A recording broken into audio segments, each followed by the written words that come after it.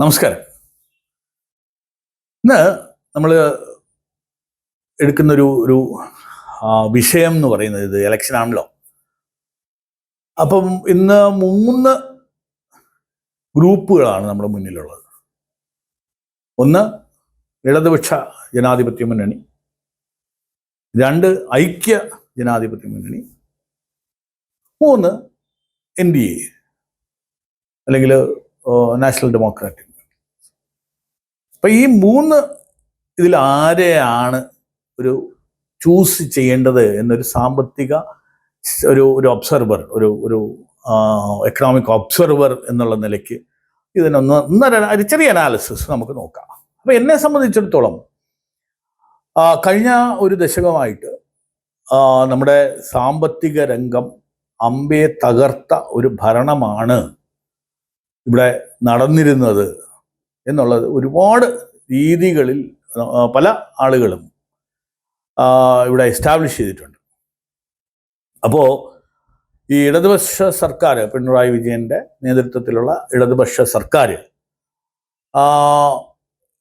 കൂടുതലും ഒരു welfare oriented ആയിട്ട് ചെയ്യാൻ ശ്രമിച്ചിരുന്നു.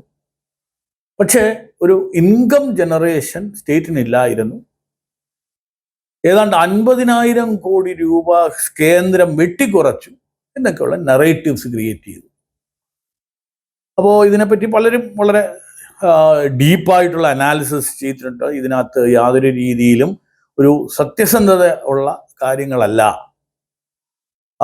ഫൈനാൻസ് കമ്മീഷൻ പറഞ്ഞ കാര്യങ്ങളും അതിന് അഡീഷണൽ ആയിട്ടുള്ള കാര്യങ്ങളും ഒക്കെ ചെയ്തിട്ടുണ്ട്. പക്ഷേ ഡെഫിനറ്റായിട്ടും ഒരു സെൻട്രൽ സ്റ്റേറ്റ് റിലേഷൻഷിപ്പിൽ ഒരു സ്മൂത്തായിട്ടുള്ള ഒരു റിലേഷൻഷിപ്പ് അല്ല നടന്നിരുന്നത്. പല കാര്യങ്ങളിലും സെൻട്രൽ സ്കീമുകൾ വേണ്ട എന്ന് വയ്ക്കുക, യൂട്ടിലൈസേഷൻ കൊടുക്കാതിരിക്കുക, ഒരു budget of budget borrowing, KIIFB പോലുള്ള ഒരു കറക്ക് കമ്പനികൾ ഉണ്ടാക്കി അതിൽ നിന്നും ഒരു PWD പോലുള്ള പ്രസ്ഥാനത്തിനെ പോലും ബൈപ്പാസ് ചെയ്ത് സ്വജനപക്ഷപാതം, നെപ്പോട്ടിസം, ഇതിനകത്ത് അതായത് നമ്മൾ നോക്കുകയാണെങ്കിൽ ഇവന്റ് മാനേജ്മെന്റ് നടത്തി അതിൽ നിന്നും പണം ഒരു മാറ്റിയെടുക്കുക. ഒരു ഇവന്റ് നടത്താനായിട്ട് 5 കോടി രൂപ, 7 കോടി രൂപ എന്നൊക്കെ പറഞ്ഞാൽ ഒരു ദിവസത്തെ ഇവന്റിനെ പറ്റിയാണ് നമ്മൾ സംസാരിക്കുന്നത്. അപ്പോൾ വളരെ കറപ്റ്റായിട്ടുള്ളതും വളരെ എക്കണോമിക്കലി സസ്റ്റൈനബിൾ അല്ലാത്തൊരു മോഡൽ നമ്മുടെ മുന്നിൽ വച്ചു കഴിഞ്ഞ സർക്കാർ എന്നാണ് എൻ്റെ വിലയിരുത്തൽ. 2, നമ്മുടെ മുന്നിലുള്ളത് 10 വർഷം മുമ്പ് ഭരണം നഷ്ടപ്പെട്ട ഒരു മുന്നണി. ആ 10 വർഷം മുമ്പ് നഷ്ടപ്പെട്ടപ്പോൾ സാധാരണഗതിയിൽ നമ്മൾ ഈ ഇടതുകാൽ വലത് കാലിലാക്കുകയും തിരിച്ചാക്കുകയൊക്കെ ചെയ്യും. പക്ഷെ കഴിഞ്ഞ പ്രാവശ്യം അതാക്കിയില്ല. കാരണം ഈ പറയുന്ന ഒരു ഫ്രീബി എക്കണോമിക്സിൽ കിറ്റ് കിട്ടിയില്ലേ എന്നുള്ളതായിരുന്നു ചോദ്യം. ആ കിറ്റ് കോവിഡ് സമയത്ത് ആരെങ്കിലും വീട്ടിൽ നിന്ന് തന്നാണോ? ഇതൊക്കെ ഫുഡ് സെക്യൂരിറ്റിയുടെ പ്രകാരം നമുക്ക് തന്നെ അവകാശമുള്ള കാര്യങ്ങൾ തന്നിട്ട് അത് ഞാൻ കിറ്റ് തന്നില്ലേ, അതുകൊണ്ട് നിങ്ങൾ എനിക്ക് വോട്ട് ചെയ്യുക എന്ന് പറയുന്ന രീതിയിലൊക്കെ രണ്ടാമതും വന്ന ഒരു നെറേറ്റീവിനെ ബീറ്റ് ചെയ്യാൻ പറ്റാത്ത ഒരു ഐക്യ ജനാധിപത്യ മുന്നണി. അതിനകത്ത് തന്നെ വർഗീയ പാർട്ടികളും എല്ലാവരുമായി ചേർന്നുകൊണ്ടുള്ള ഒരു കോൺകോഷൻ. അവരിന്ന് മുന്നിൽ വയ്ക്കുന്നത് എന്താ? UDF മുന്നിൽ വയ്ക്കുന്നത് എന്താ? കാരണം പയറ്റിത്തെളിഞ്ഞ ഒരു രീതിയാണ്. അതായത് ഹിമാചലിലാകട്ടെ ഫ്രീ ബീസ് കൊടുക്കാമെന്ന് പറഞ്ഞു ഭരണത്തിലേറി. ഇന്ന് മുഖ്യമന്ത്രി പറയുന്നു എൻ്റെ സാലറി ഞാൻ പകുതി എടുക്കുന്നുള്ളൂ, സസ്റ്റെയിൻ ചെയ്യാൻ പറ്റുന്നില്ല. അപ്പം അത്ര മീനിയലായിട്ടുള്ള കാര്യം ഒരു ഭരണാധികാരിയുടെ സാലറി അല്ലെങ്കിൽ അവിടുത്തെ സാമാജികരുടെ സാലറി കുറയ്ക്കേണ്ട ഒരു സിറ്റുവേഷനിലേക്ക് എത്തിച്ച് നിർത്തിയിരിക്കുകയാണ്. തെലുങ്കാന സെയിം. അന്ന് വന്നിട്ട് ഈ ആളുകൾക്ക് വെറുതെ പണം കൊടുക്കും, പെൺകുട്ടികൾക്ക് ഇത് ചെയ്യും, അങ്ങനെയൊക്കെയുള്ള ഒരുപാട് വാഗ്ദാനങ്ങൾ ഇതൊന്നും ആക്ച്വലി നടത്താൻ പറ്റിയിട്ടില്ല എന്ന് രേവന്ത് റെഡ്ഡി ഡയറക്റ്റ് ആയിട്ട് പറയുന്നു. കർണാടകം ക്ലോസർ ഹോം നോക്കുകയാണെങ്കിൽ കർണാടകത്തിൽ എത്രയോ ഈ പറയുന്ന ഇന്ത്യയുടെ സിലിക്കൺ വാലി എന്ന് നമ്മൾ ആഘോഷിച്ചുകൊണ്ടിരുന്ന ആ ഒരു സാമ്പത്തിക രംഗം അമ്പേ താറുമാറായി. ഇന്ന് ഡെവലപ്മെന്റൽ എക്സ്പെൻസസ് വെട്ടിക്കുറയ്ക്കേണ്ട ഒരു സിറ്റുവേഷൻ വന്നു. കോൺഗ്രസ് സർക്കാരിൽ. ഏറ്റവും വലിയ കറപ്ഷൻ അവിടെ നടന്നുകൊണ്ടിരിക്കുന്നു. ഡെവലപ്മെന്റൽ ആക്ടിവിറ്റീസ്, റോഡ് ടാറ് ചെയ്യാൻ പോലുമുള്ള ഒരു പണം അവിടെ കിട്ടുന്നില്ല. ഇതെല്ലാം ഫ്രീ ബസ് റൈഡ്സും ഫ്രീ ആയിട്ട് ആളുകൾക്ക് ഓരോന്ന് കൊടുക്കാം എന്ന് പറഞ്ഞു. ഇത് എനിക്ക് തോന്നുന്നു ഇന്ത്യയിൽ കൊണ്ടുവന്നത് ആപ്പാണ്, ഒരു ആപ്പ് മോഡൽ ഇത് ചെയ്തു, അതും ഫെയിൽ ചെയ്തതായിട്ട് നമുക്കറിയാം. അവരുടെ 2 ടേം കൊണ്ട് ഡൽഹിയെ, പിന്നെ ഡൽഹി ഒരു എന്താ പറയുന്ന ഒരു സ്റ്റേറ്റിൻ്റെ അടിയിൽ ഒരു യൂണിയൻ ഗവൺമെൻറ് നേരിട്ടുള്ളൊരു ഭരണമുള്ള ഒരു ലിമിറ്റഡേ ആയിട്ടുള്ളതെങ്കിലും ശീഷ് മഹലൊക്കെ ഈ കേജ്രിവാൾ കെട്ടിയെങ്കിലും അതിന് പിടിച്ചു നിൽക്കാൻ പറ്റി, കാരണം ഒരു കേന്ദ്രത്തിൻ്റെ ഡയറക്റ്റ് സപ്പോർട്ടുള്ളതുകൊണ്ട്.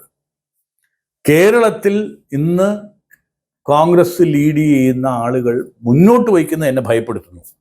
ഓൾറെഡി 5 ലക്ഷം കോടിയോളം രൂപ കടത്തിലുള്ള കമ്മിറ്റഡ് എക്സ്പെൻഡിച്ചർ ഏതാണ്ട് 92% ഉള്ള ഡെവലപ്മെന്റ് ആക്ടിവിറ്റീസിന് കടം കൂടുതൽ വാങ്ങിച്ച് ഒരു റവന്യൂ ഇല്ലാത്ത കിഫ്ബി പോലുള്ള ഓർഗനൈസേഷൻസ് ഉള്ള ഒരു ലെഗസി ഏറ്റെടുക്കുമ്പോൾ ഞാൻ വീണ്ടും പണം നാട്ടുകാർക്ക് വെറുതെ കൊടുക്കുമെന്നും ഫ്രീബി പൊളിറ്റിക്സിലേക്ക് ആയിരിക്കുമെന്നും ഒക്കെ പറയുന്നതിനെ വല്ലാതെ ഭയപ്പെടുത്തും.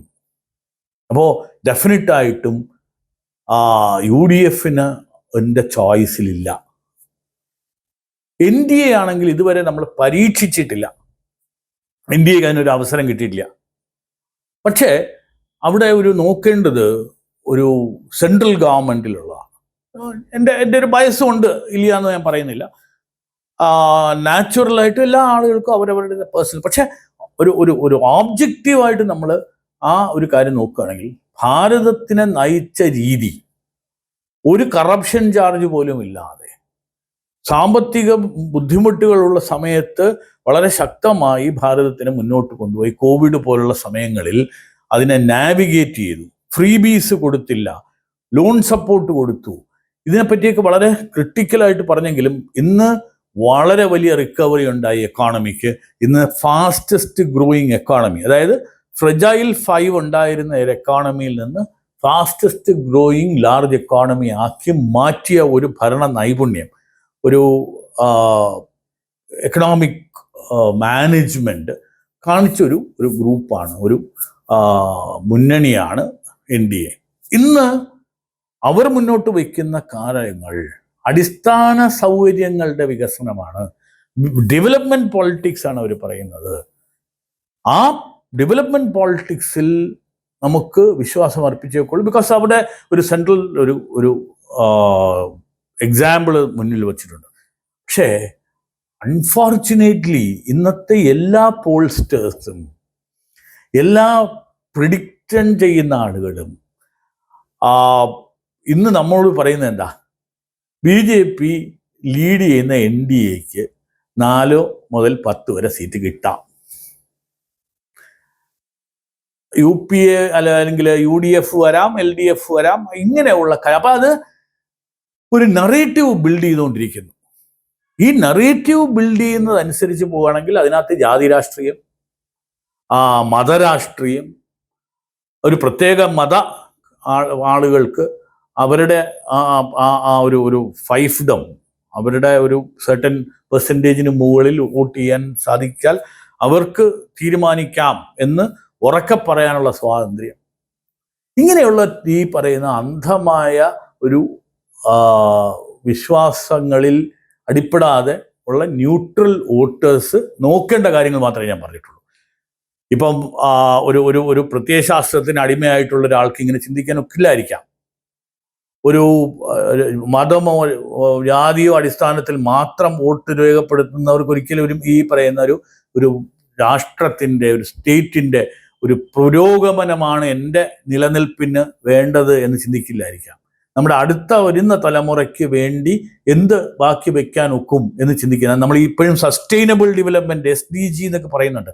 അപ്പോൾ ഈ വികസനമാണോ അതോ നമുക്ക് വന്നിട്ടുള്ള ജാതിയും മതവും ആണോ, അതുമല്ല നമ്മുടെ അന്ധമായ ഈ പ്രത്യയശാസ്ത്രമാണോ വേണ്ടത് എന്ന് നമ്മൾ തീരുമാനിക്കും. ഇന്ന democracy you get what you deserve എന്നാണ്. അപ്പോൾ നിങ്ങൾ ഡെഫിനറ്റായിട്ട് ഇതിനെപ്പറ്റി പഠിക്കുക, ചിന്തിക്കുക. ആ ചിന്തിച്ചതിന് ശേഷം മാത്രം നിങ്ങളുടെ ചോയ്സ് നിങ്ങൾ എക്സസൈസ് ചെയ്യുക. പക്ഷേ ഡെഫിനറ്റായിട്ടും പ്ലീസ് കാസ്റ്റ് യുവർ വോട്ട്. നിങ്ങൾ വോട്ട് ചെയ്യാതിരിക്കരുത്, ആർക്കും ആയിക്കൊള്ളട്ടെ. ഇങ്ങനെയുള്ള ചില ഫാക്ച്വൽ ഒരു കാര്യങ്ങൾ നോക്കിയിട്ട് വേണം അത് എക്സസൈസ് ചെയ്യാനെന്ന് മാത്രമേ ഞാൻ പറയുന്നുള്ളൂ. അവരവർക്ക് അവരവരുടെ രാഷ്ട്രീയമുണ്ട്, പക്ഷേ ആ രാഷ്ട്രീയം അത് എങ്ങനെയാണ് നമ്മുടെ ഒരു മുന്നോട്ടുള്ള പോക്കിനെ ബാധിക്കുന്നതെന്ന് ചിന്തിച്ചിട്ട് ഡെഫിനറ്റായിട്ട് വോട്ട് ചെയ്യുക. Thank you very much.